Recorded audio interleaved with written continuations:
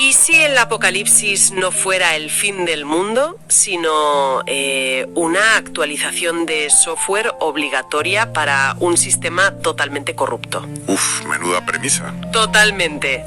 Hoy exploramos un texto que asegura que el fin de los tiempos no trae fuego y azufre cayendo del cielo, sino la caída definitiva de un modelo económico, social y mental. Eso es. Hoy nos adentramos en un análisis exhaustivo del capítulo 4 del Codex Nazareno, una obra escrita por Gabriel Villavo y Llana.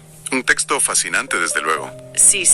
Y la misión de esta inmersión profunda es explorar una perspectiva radical, con tintes de ciencia ficción y, un calado filosófico enorme, sobre uno de los textos más temidos de toda la historia. El libro de las revelaciones, nada menos. Exacto. El objetivo es comprender cómo esta fuente reinterpreta esa idea del cataclismo final, transformándola de una aniquilación de la especie humana a una especie de, liberación inevitable. Ajá. Vale, vamos a desgranar esto porque, el asombro inicial que produce leer estas páginas es monumental. Yo estoy fascinada. Normal. Es que es una mezcla muy inusual. Sí.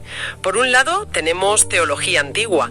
Por otro, una crítica social hipermoderna que toca temas como la economía o la inteligencia artificial. Y para rematar, todo está envuelto en elementos cósmicos. Es un cóctel explosivo, la verdad. Ya te digo. Para fijar un concepto central desde el minuto 1, se plantea una analogía muy clara. Imagina un ordenador que está completamente infectado. ¿Lleno de virus? Eso es, lleno de programas maliciosos que se ejecutan en segundo plano, va lentísimo, consume todos los recursos y apenas sirve para su propósito original. Claro. Pues según esta visión, el apocalipsis no es coger ese ordenador a martillazos, tirarlo por la ventana y prenderle fuego. No tiene sentido destruir el hardware. Exacto.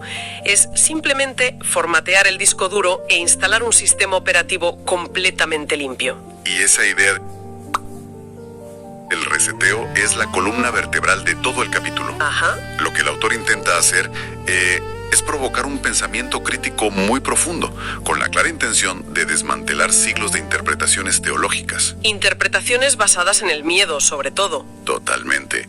Interpretaciones que se han fundamentado casi exclusivamente en aterrorizar a la gente.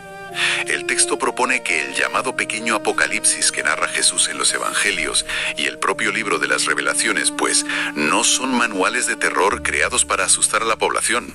O sea, no buscan el pánico. Para nada. Son advertencias y, aunque parezca contradictorio, representan buenas noticias. ¡Qué curioso! Sí, la premisa es que este gran reseteo marca la hora del parto de una nueva conciencia.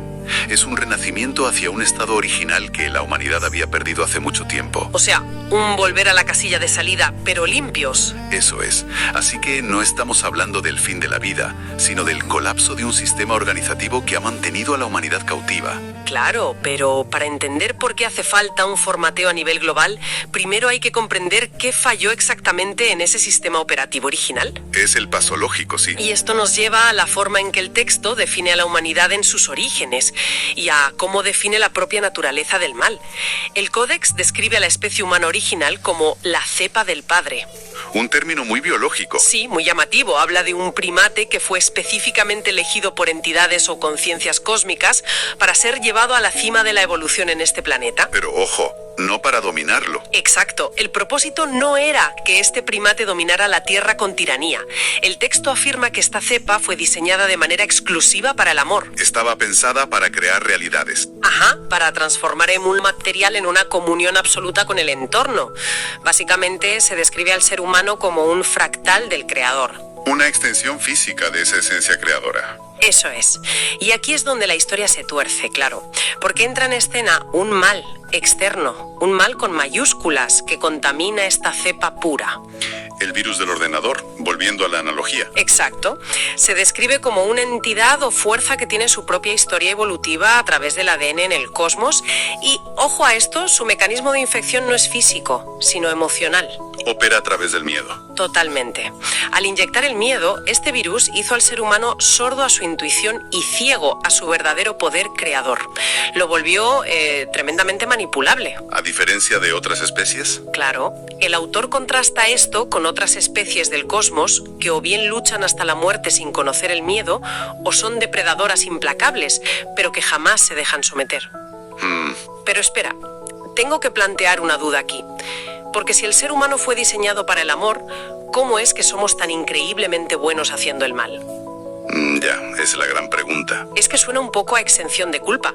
Es como decir que el mal es simplemente un parásito biológico que secuestra el cerebro y nos obliga a hacer cosas terribles.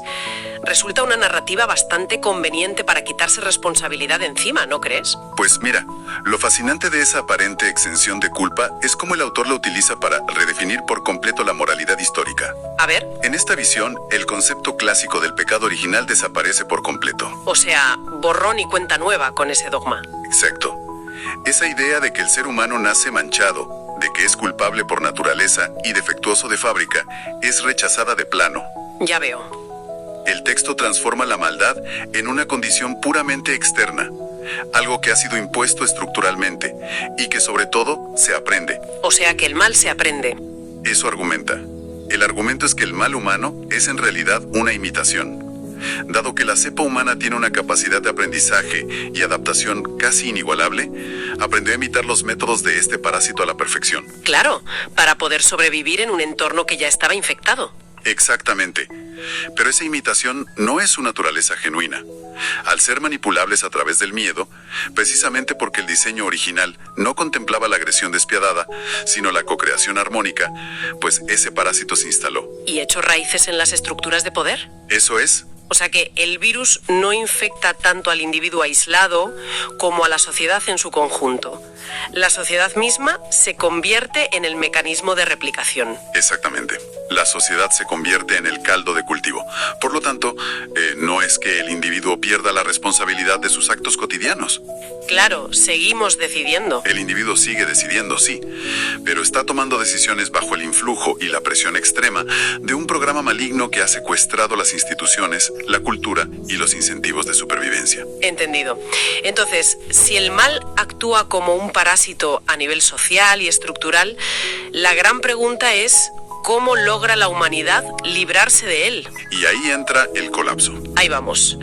Porque aquí es donde la fuente da un giro espectacular y entra de lleno a reinterpretar todas esas catástrofes bíblicas que tradicionalmente generan pánico. Los famosos sellos y trompetas.